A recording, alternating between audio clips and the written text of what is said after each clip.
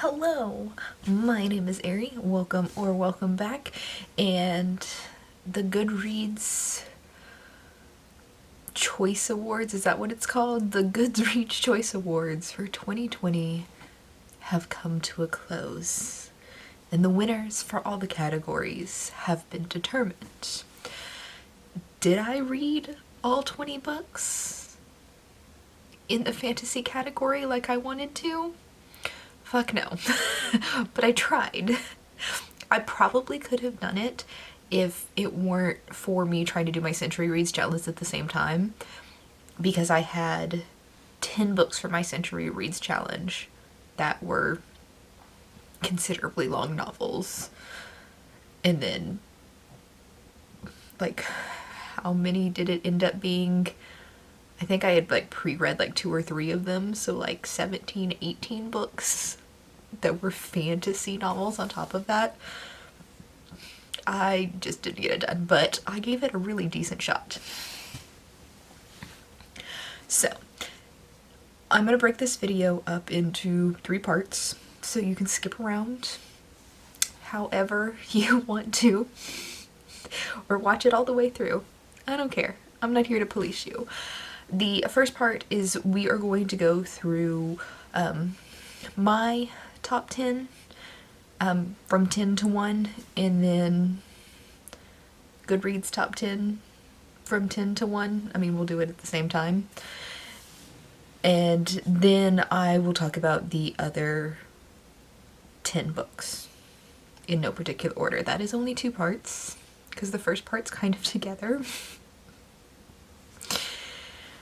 Don't mind me, it's like midnight something. My brain stopped working a while ago.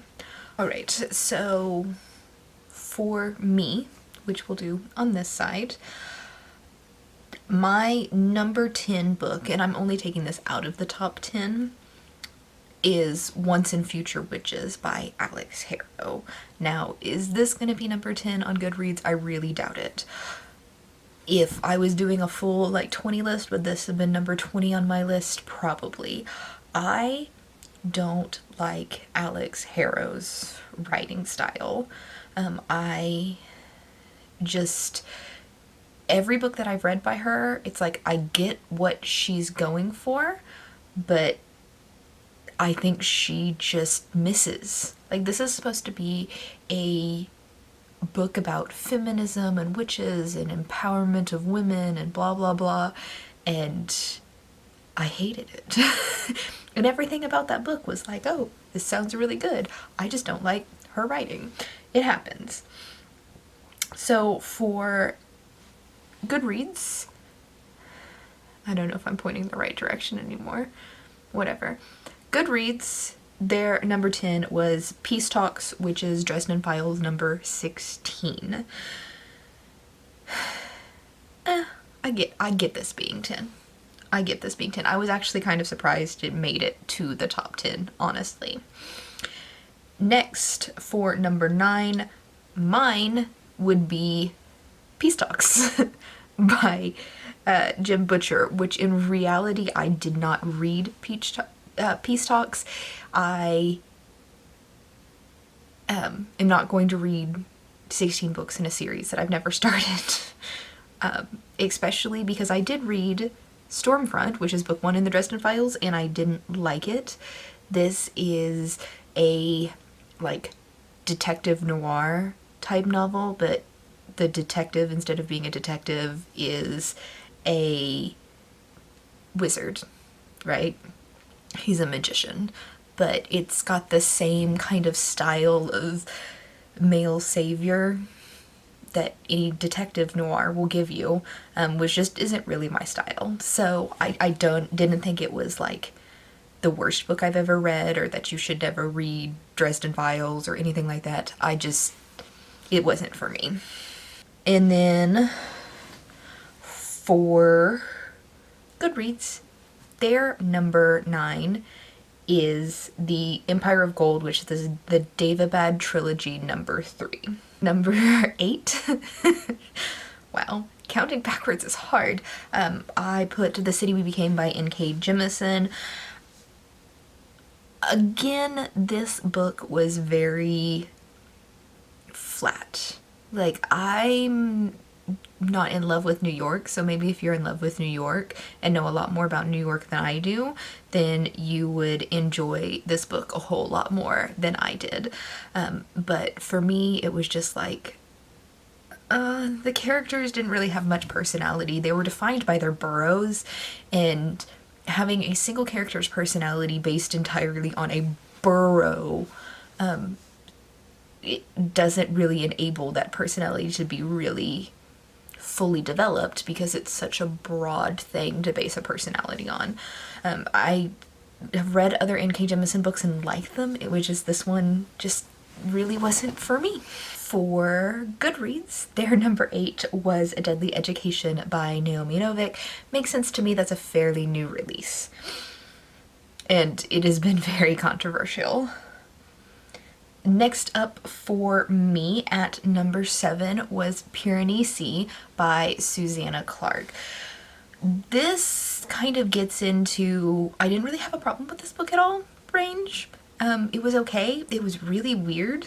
And normally I like weird things, but I like weird with sad endings, or endings that are left so open to interpretation that I can interpret them as a sad ending. And this didn't really have a sad or happy ending. It was just an ending. And it was really weird, and it just wasn't. It leaned a little too much on Greek mythology, which was never ever been my thing.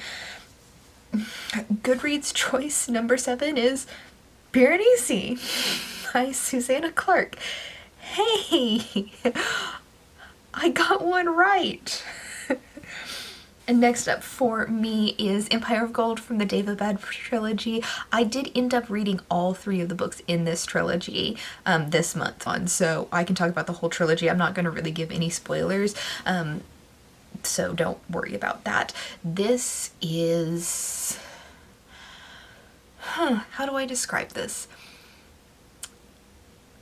It was interesting, but again, it's not to the point where it's like, oh, I really, really like this. It is based off of like Middle Eastern and Egyptian like mythology and lore, where the universe is not just humans, there are jinn, and the jinn universe is kind of hidden from the humans, and the main character in the first book like becomes part, or she is raised in the human world but finds herself in the jinn world fairly quickly on in the first book.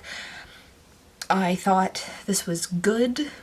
I liked the ending of the book. There was something about the ending that bothered me, which is weird that it bothers me, but I can't tell you what it is that bothers me without like spoiling anything. If you are not a fan of romance being a heavy part of your fantasy, I think this will be really good for you. There is a romance, but the romance is constantly like pushed to the side, as in like, this is not important right now. I don't need to date anybody. The fucking universe is falling apart. So if Middle Eastern mythology and like Muslim based mythology sounds interesting to you and you're not like in need of romance, this one is a good one. I highly recommend it. So for Goodreads, their number, what is this? For Goodreads number 6, they stuck in the Once and Future Witches. Would I have put this there? Hell no. But like I said, a lot of people seem to like this book. I just really don't like her writing. So this gets us to the top 5. And 4 of my top 5 match Goodreads top 5, which is kind of surprising. So at number 5, my number 5 is The House in the Cerulean Sea by TJ Klune. Now, this is adorable. This is like sickeningly sweet, adorable. If you want an adult fantasy that reads like a middle grade, then I think you would really, really like this. If you like things that are sweet, wholesome, just cute, you're gonna like this. And it's amazingly well written. The only thing I have against this book is I don't like sweet things. I like angry, sad things. So, but even with that being said, like, I thought this was a very, very good book. For Goodreads, their number 5 was The City We Became by N.K. Jemisin. So, I can see it. Next up, my number 4 was A Deadly Education by Naomi Novik. Now, there was a Reddit thread out there about like the racism in this book. I think a lot of it was just the person who was finding all of these racist remarks was somebody who probably just didn't like the book in the first place. Actually, I know she just didn't like the book in the first place.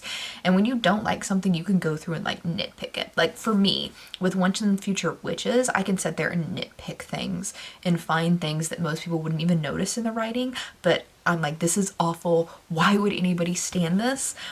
And I think a lot of the things that she assumed were, she put like racist motives on something that was in no way racist. It wasn't even like, one of the things was kind of like a microaggression, and some of them was like, no, you're just misinterpreting that. Or speaking for a race that is not your race.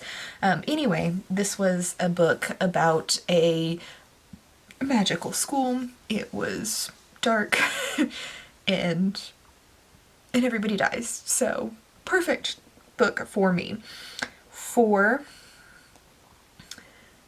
number 4 for Goodreads Choice Awards was The Rhythm of War, which is Stormlight Archive book 4. This makes sense because this literally released the day that the last round of voting opened, and it's a 1,200 page book. Like, I bet that no one, or very, very, very few people who voted for this had actually read this book. They probably read the rest of the series, but this specific book, I don't think they had read by that point. So for me, number 3 was The Invisible Life of Addie LaRue by V.E. Schwab. This is a story of a girl who makes a deal with the devil to have independence in a century where women were expected to marry, have kids, and raise their kids and support their husband for the rest of their life. And she just wanted to be free, and as deals with the devil goes, it didn't work out to her advantage, and she was given the ultimate freedom where she could do whatever the hell she wanted for as long as she wanted, and her curse was no one remembers her. No one can speak her name. She can't leave any sort of mark in the world. She can't write anything. She can't paint a picture. If she tries to do any of that, it just fades. If she's talking to somebody and they walk out of the room and come back, they have no idea who she is or how she got there. And it's just a really lyrically, beautifully told tale of her, like flashbacks to her struggles throughout this, like these centuries of her having nothing, and then she gets to modern times, like 2014, I think, 2016, somewhere in there, and she finds a young man who remembers her. And for the first time in hundreds of years, she can talk to somebody day in and day out, and he remembers her. And it's kind of their story, but also it's just her story and her strengths and everything like that. It was really good.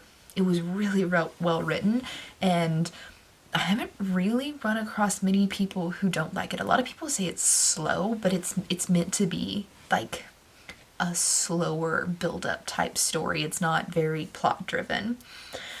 So for number 3, Goodreads was The House in the Cerulean Sea, which I totally believe this, because like I said, this is just like the sweetest thing, and most people love sweet books. So my number 2, The House of Earth and Blood by Sarah J. Maas. This is the first book in the Crescent City series. It is a fantasy romance. It's kind of heavy on the romance. Like, there's no like on-page super descriptive sex scenes, but it's kind of heavy on the romance. Basically, it's about this girl in a city of mystical, creatures, like werewolves, fairies, angels, things like that. And she is searching for something. It's really hard to not, like, there's a huge plot twist, like super early in the book. And I don't like to spoil that plot twist because it's so good to read, but I think it's like in the description of the book, and I hate that because it's such a good plot twist. So don't read the description of this book. But she is searching for something for a reason that is due to a plot twist early in the book, and she is like a bitchy party teen girl to everybody around her, and just doesn't give a shit what people think about her. And I like that. I like girls who don't give a shit what people think about them. So for Goodreads, number 2 is The Invisible Life of Addie LaRue. You can pretty much guess what the number 1s are if you've been, tallying these books up. For me, my number 1 is Rhythm of War by Brandon Sanderson. Brandon Sanderson is my favorite author. I did read this book. I had been voting for House of Earth and Blood in the first 2 rounds because, Sanderson's book hadn't released until then. And then for the final round, I did vote for Rhythm of War. I was pretty sure that this was going to be my first overall, but I didn't want to vote for it because I hadn't read it. But it's hard for me to tell you what this is about because it is the 4th book in a series where every single book in the series is over 1,000 pages long. But basically it is a epic fantasy, and you should read Brandon Sanderson if you haven't already. And I'm gonna kind of leave it at that because it would take me hours to explain this book. Just because of how much shit goes on, but it's wrapping up the world nicely, and there were a lot of things that happened in this book that made me all giddy and happy, and there you go. Goodreads obviously was House of Earth and Blood, which makes sense. Like I said, that was the one I was voting for up until the last round, so I totally agree with that book being the first on Goodreads. Also, Sarah J. Maas is just a wildly popular author, so that one makes sense. It's actually really interesting because The House of Earth and Blood is the one out of probably the top 4 at least that has been out for the longest. That came out like in March, I think. It came out pretty early this year. And then The Invisible Life of Addie LaRue, The House in the Cerulean Sea, and Rhythm of War came out like, I think House in the Cerulean Sea was the oldest of those, and that came out in like September, and then Addie LaRue maybe came out in October, and then Rhythm of War came out in November. So all of those are fairly new releases. So it makes sense that House of Earth and Blood would win, because it's had the most time for people to like actually get a chance to read it. All right, let's talk about the remaining 10 books. And I'm not going to rank these in like my order. I'm just going to go down from like 11 to 20 and just tell you about it. So I'm going to scoochy over here and then give more room for book covers. So in number 11 was The Burning God, which is Poppy War Book 3. I read Poppy War Book 1 by R.F. Kuang. It wasn't bad, but this isn't like my particular taste in fantasy novels. I don't typically favor like Asian fantasy novels. So meh. It was okay. And like I said, I haven't read this one, but the first book in the series, I read. I don't even know that I'm really like anxious to continue the series, but I've heard a lot of good things about it. So if you like Asian inspired fantasy, you'd probably like this a whole lot more than I do. Next in 12 is Black Sun, which is book 1 of Between Earth and Sky by Rebecca Rohnhorse. I don't remember what this book is about. I read it and it like instantly just went out of my head. I don't know why it doesn't stick. I did read it as an audiobook, and I'm wondering if that was the problem and I should just reread it as a physical book. But I remember thinking that the magical, or like the, not even the magical system, like the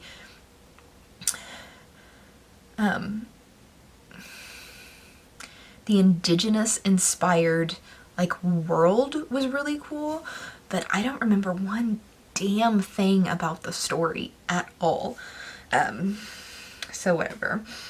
Next up is Smoke Bitten, which is Mercy Thompson book 12 by Patricia Briggs at number 13. I have read Mercy Thompson book 1 through, I'm going to say like 6, but it's been like years and I don't remember a whole lot about it. Obviously, it got to the point where I just never decided to finish the series, and I don't know if that was just because I forgot about it or if I didn't particularly like it.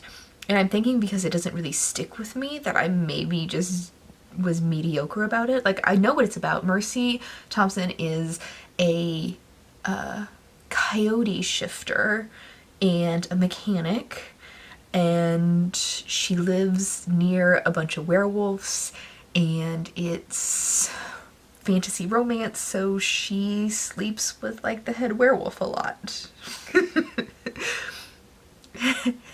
And there's vampires. I don't know why I remember that there's vampires, but that one was just kind of a, I don't know. Next up at number 14, I think. Next up at number 14 is The Girl in the Stars, which is book 1 of The Ice by Mark Lawrence. This is like the second series that Mark Lawrence has written in this universe. And I have read Red Sister, which is book 1 of the first trilogy. I kind of kept putting this one off. Like, this is because Mark Lawrence just isn't an author that I really want to support. He said some really shitty things on Twitter about women, I believe. Okay, so basically, Victoria Schwab came out and said on Twitter that she has been harassed, put down, or like insulted because of her gender by different authors, and she specifically called out Mark Lawrence. Oh, apparently he's just a jerk. And apparently, like, I haven't got through the books, but apparently he writes rapey and problematic stuff in his books. And when called out on it by female authors, he has said some really shitty things in response.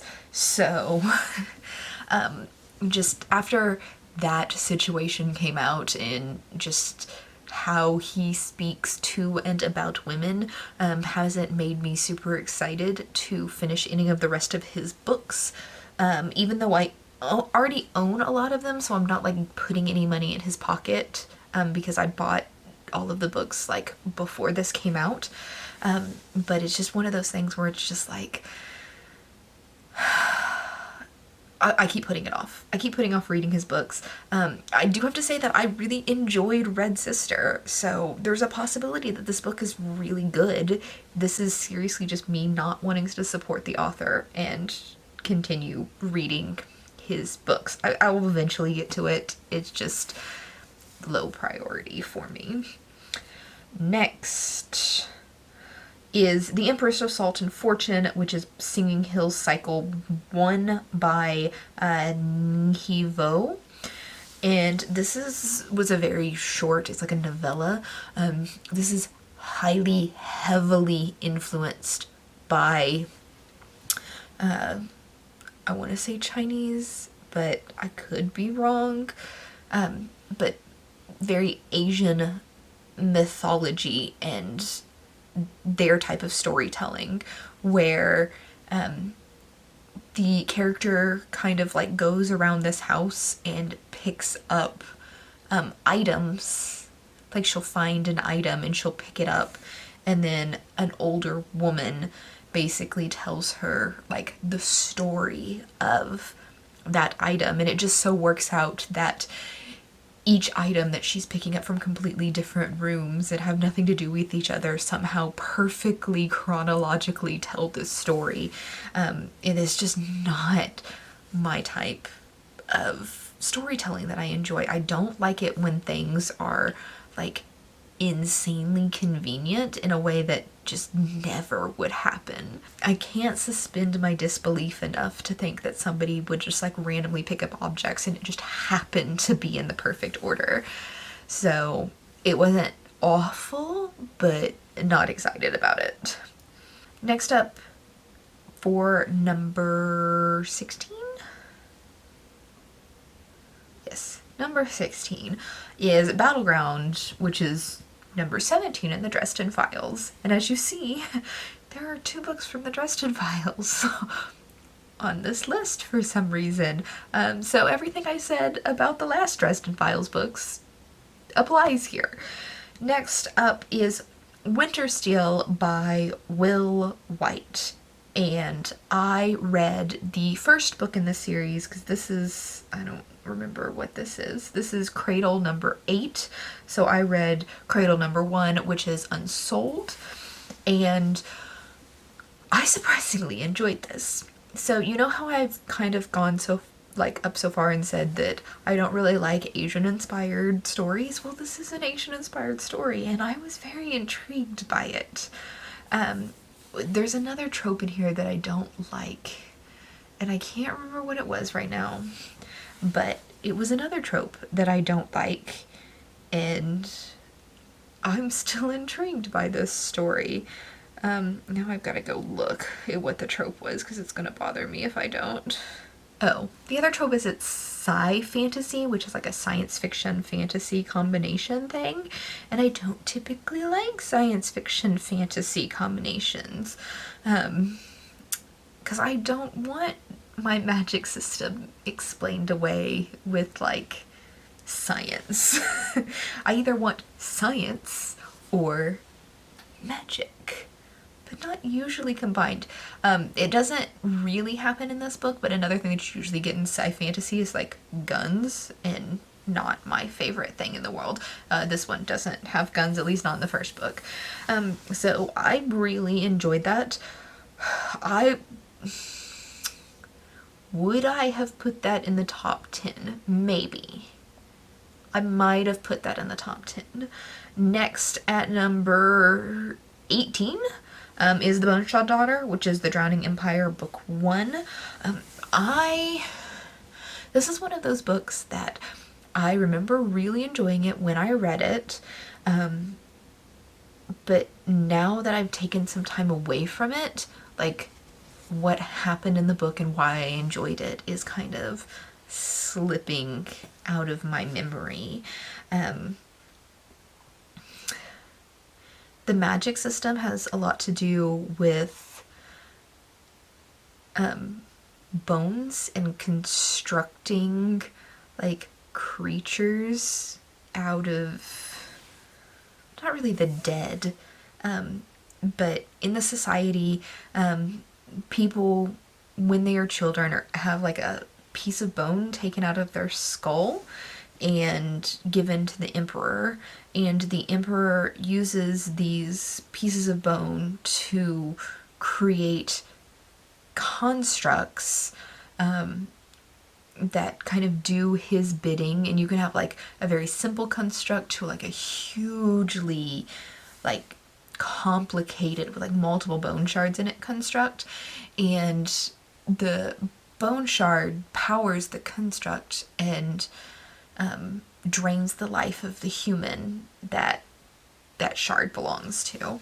So you kind of exchange your protection, like the nation's protection, through the constructs in exchange for possibly dying early because your random bone shard was the one that was chosen.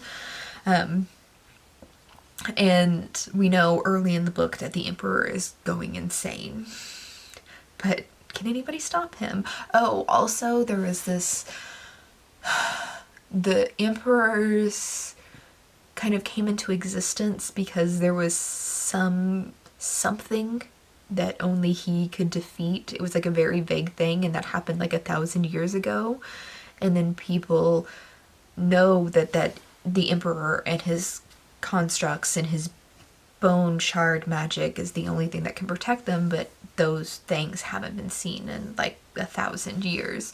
So the fear of them is fading through the generations.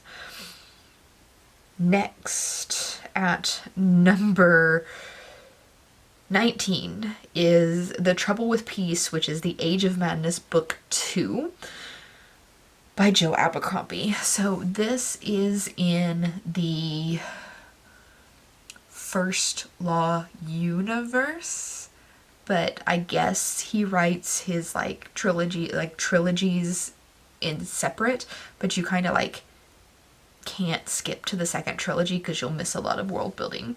So I read, this is going to bother me because I can't remember, The First Law is the name of the book, but I can't remember what the name of the universe, The Blade itself is the name of the book, and The First Law is the universe. There we go. So I read The Blade Itself by Joe Abercrombie, which, this is like a wildly popular fantasy novel that people talk about all the time, and I don't get it. I don't understand what anybody sees in this book. Like, it's just world building. Like, the entire first book, like 500 pages, is just world building. It's just all of the characters, all of the fantasy characters in this fantasy party being like coming from different parts of the world and being kind of like organized and found by a group of magi, or a couple of magi, I guess. And it like the very end, this is not a spoiler, like the very end of the book, like the party forms and then they start their adventure, and you're like, what the fuck did I just read 500 pages for? And it's like, I've read 500 pages of just world building. Like, Brandon Sanderson is a great example where you can read 500 pages of the first book in his Stormlight archive, and like, you're still getting world building, but the first book is 1,000 pages long. Like, this is literally a first book that is 500 pages long, and at the end of the book, it's the start of the adventure, and the whole first book is just world building. So I guess the only thing I could say here is, like, if you've read the First Law trilogy, like, is this worth me reading more into the series? Or are all of the books like this and it's just really world building? Because, like I said, I don't dislike world building, but I want something in my book other than just world building. I don't think that I'm asking for a lot, but I would like some sort of action and like a major plot. Like there's like little world building minor plots in here that you get a little bit of action for, but I need like a big reveal, a big plot, not whatever the hell that was. Okay, and the final book is The Age of Empire, which is Legends of the First Empire by Michael J. Sullivan. The first book in this series, there's like a 0.5 and a 0.6. Skip those, went to the actual book 1, which is Age of Myth. And I've read 3 chapters of it. So this one is the one where I kind of like completely failed this, because everything else I had at least at some point in my life read something set in the same universe or in the same series. But this one I just didn't have time. So I'm 3 chapters into it, and I will tell you that I am interested. The first 3 chapters are good. After this video goes up, I'm probably going to go back and continue reading this book because I was enjoying it and I don't mind reading it. I just had to record this or else it's not going up on time. So that was my top 20. I mean, it wasn't just mine. So that's everything. That's all 20 books in the Goodreads Choice Awards. Am I missing anything? Like, did one of these books that I hated and you don't understand, or I missed something and you need to yell at me about it, yell at me in the comments. If I liked a book and you don't understand how I like that book, talk to me about it in the comments.